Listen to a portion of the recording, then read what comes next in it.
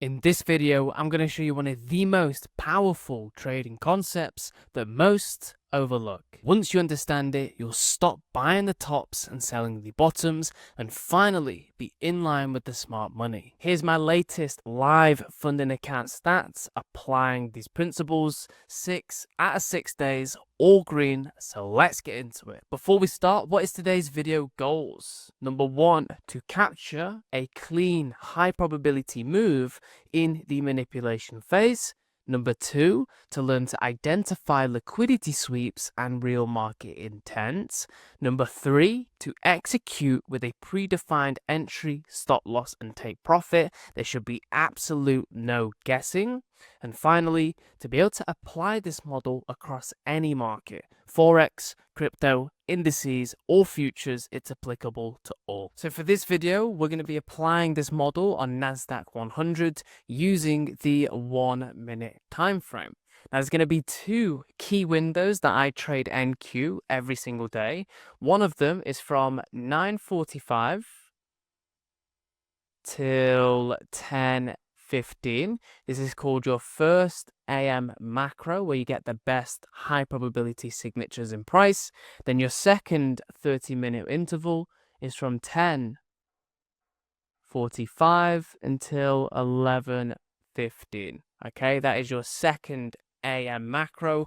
Both of these windows are where we place these positions to go long or to go short, and we do not trade a single minute before or after this window. So for step 1, we first need to identify and mark 1 minute time frame accumulation. Now, accumulation is when the market isn't trending upwards or downwards, we're actually moving sideways, also known as a consolidating market. Now, during this phase, price becomes range bound and liquidity builds above the highs and below the lows. So on your chart, accumulation appears as a tight, compact range, and we need to see at least 1 double bottom and 1 double top for this accumulation in this video to be valid. Now, to mark accumulation correctly, we're going to draw a range from the highest wick to the highest candle body and from the lowest wick to the lowest candle body. That gives you the full liquidity zone. So in this example, I can see price has a double bottom here and a double top here. How we would draw this is as follows. Here is your candle body high to the candle body low. And to make sure this is accurate, we now need the wick low and wick high of this formation. Exactly like this. Now for this next step, this will require patience. We're going to wait for a manipulation. Now this sounds confusing, but simply put, in AMD context, manipulation is when price breaks out of the accumulation. Now how this works is as follows. If we break the accumulation to the upsides, we're going to frame a bearish reversal as the market has stopped out previous sellers and new buyers enter into the breakout. And how a market likes to move is targeting the predominant liquidity, which will be resting now below the lows. Now, if we break to the downside, the opposite is true. We're going to frame a bullish reversal. Why? Well, we stopped out previous buyers.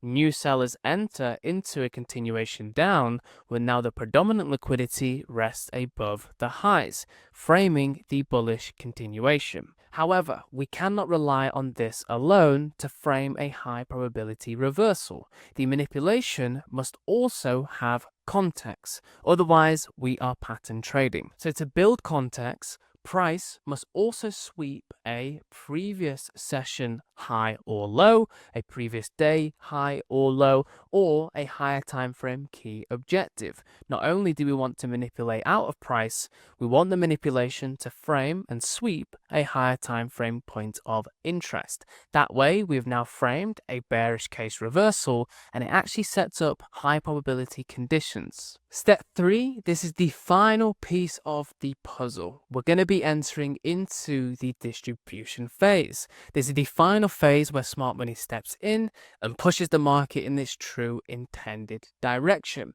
So if the manipulation broke downwards, the distribution is the move higher, giving us the A, M, D, and this is the move that we want to capitalize on.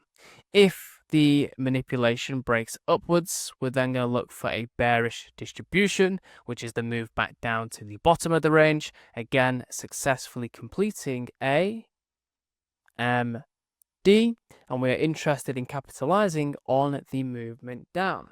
Now, it's important to note that we're not going to try and predict when the distribution starts. Instead, we're going to confirm it through order flow using 2 clear steps. So for step 1, we're going to identify fair value gaps to gauge weakness. So you're going to look for the first fair value gap formed in your manipulation leg, and that will be used to gauge the weakness. If we are bearish, we're going to be looking for the first or the closest bullish fair value gap to be disrespected. That confirms that 1, sellers are strong, and 2, buyers are weak, and we're potentially going to enter the distribution phase. The opposite is true. If we see that we are bullish and we broke the accumulation to the downside, you're going to mark the first bullish or bearish fair value gap inside the manipulation leg, and we're going to wait to see, does price break and close above that?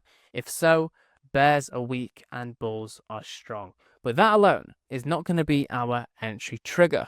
We really want to refine this to make a high probable entry model. Now for that, we're going to use a balanced price range. This is when a new bullish or bearish fair value gap overlaps the old IFVG. Now for step 2, this is where we have the final footprint of smart money. We're going to see and wait for price to have a new fair value gap that overlaps the old support or resistance. So if we are bullish, we're going to see that price has inverted the bearish fair value gap. Then we also want a new bullish fair value gap to overlap the old bearish resistance, giving us a very high probability support zone. Now, if we are bearish, we're going to wait for price to break beneath the former support and also have a new bearish fair value gap overlapping the old bullish support level, giving us that high probability resistance zone. So back to our example, price has broken the accumulation to the upside. We've successfully gained context for the manipulation. The next thing we want to do is not predict the distribution, but look for signs that sellers are strong and buyers are weak. So to do so, we've identified the first bullish fair value gap in the manipulation leg, which is located between here, candle 3, wick low, candle 1, wick high. Do not touch or overlap. So there is our strong support. If price closes beneath that, this will initiate a potential distribution. So fast forwards, price is now closed beneath it. The old support is a new founding resistance, and all we need to see next is a bearish fair value gap that overlaps the old support. So here we now have the bearish fair value gap overlapping with the bullish support level. There's now a bearish IFVG, giving us that strong bearish resistance. Now this is your entry model, the balanced price range. This is where we have an IFVG overlapping with a FVG. Okay, that now gives us one of the strongest support and resistance levels, and the way that we're going to enter into the market as follows. You're going to draw the box between the beginning of the bearish gap to the beginning of the bearish IFVG. And what we want to do next is get the 50% tool, and you're going to measure the CE. Now the CE is how we're going to enter into this move. We're going to place a entry or a limit at the consequent encroachment. That's all it means. It's the midpoint. Stop loss is going to be contingent on your experience. You can wait for a candle closure above this level. You can place it above the swing high, above the displacement candle high. That's down to your own prerogative. What I would recommend starting with is entering at the midpoint, stop loss above the swing high, and targeting a 1.5 risk to reward. So if we risk $1,000, we're going to look to make 1,500. And this is just a fixed R multiple. I actually recommend targeting the first liquidity fair value gap. So you're going to look for lows that are located inside fair value gaps like this, or even like this one. This one's a little bit too close to really maximize your risk to rewards, or even the previous day low, previous session low. You can have fun with it and just really collect the data. But this is how we're going to enter into the market. It took us a very long time here. Price is within the second macro from 10:45 to 11:15, and we've eventually came back to the midpoint.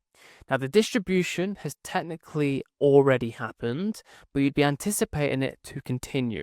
So the best entries would be recent, but this would still be a valid case scenario.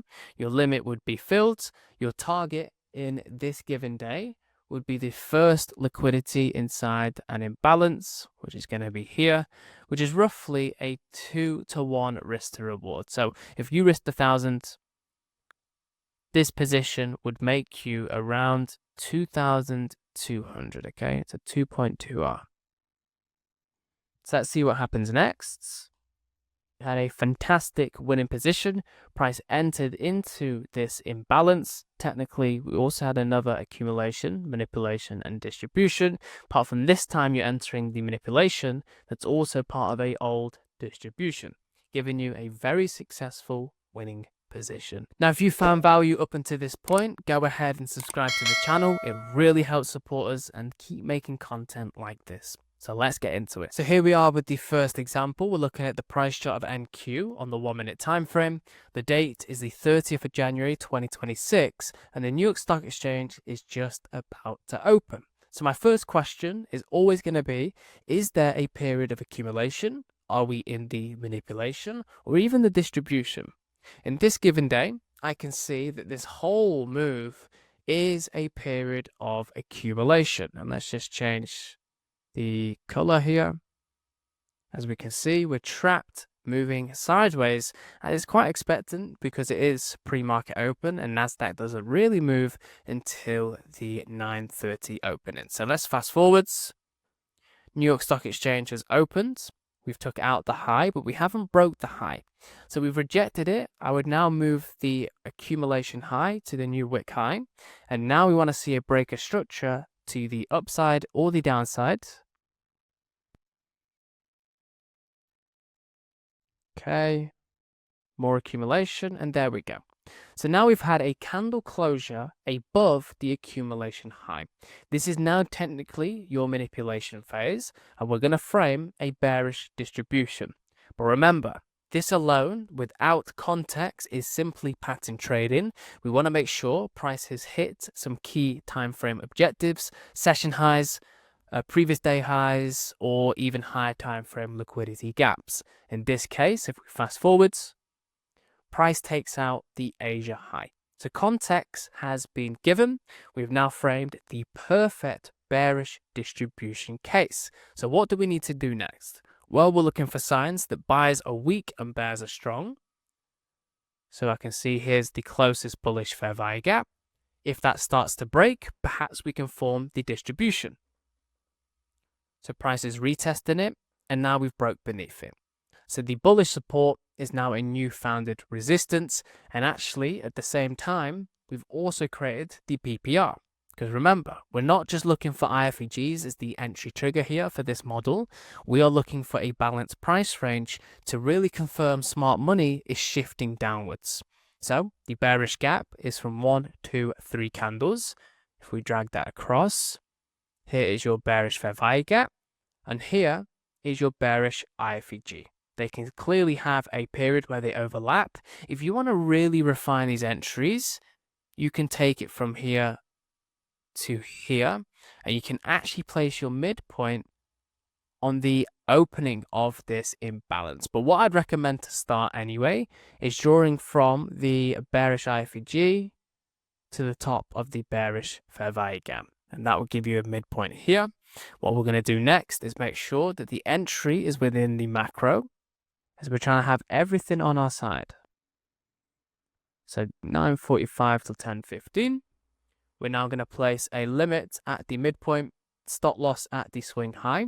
And by the way, I did take this trade and I posted this within the Discord. So go ahead and join the link in the description. I post all my trades there. And we'll go for a 1.83R multiplier. You're going to use a limit to make sure you get the best fill. Entry at that point. And now we have to make sure the entry is in the macro. So it's 9:44. Fast forwards. Okay. Got a new structure forming here, relative equal lows, right next to our price target. And now we've been filled. So stop loss at the swing high, risking $1,400 to make $2,700. Now going over my target here, I targeted this swing low. No, I didn't mean to delete. I target this swing low just because price has a support here that has liquidity inside. Now, I bet you're asking, how is it inside? Well, price broke beneath it, but it didn't break beneath the wick low. So I perceive that to still be liquidity. That's a little bit more complex, and we can definitely save that for another video. And now we take the position, confirm, and we're going for a 1.8 risk to reward. So every 1,000 you risk, you make 1.8 back. Okay, fast forwards. Really nice continuation sign. See the wick. Okay, messing around. And just like that, we have a very simple model, a very simple framework that you can execute day in and day out with a positive expectancy. Now, if you want direct access to me, then go ahead and join my Discord. We do free live daily bias every single day. And just take a look here. We haven't got it wrong all week. We've been on point. So that's something that you're interested in, then go ahead and join in the link in the description. And of course, we have free live streams coming very soon. So I speak to you all inside, and thank you for the support.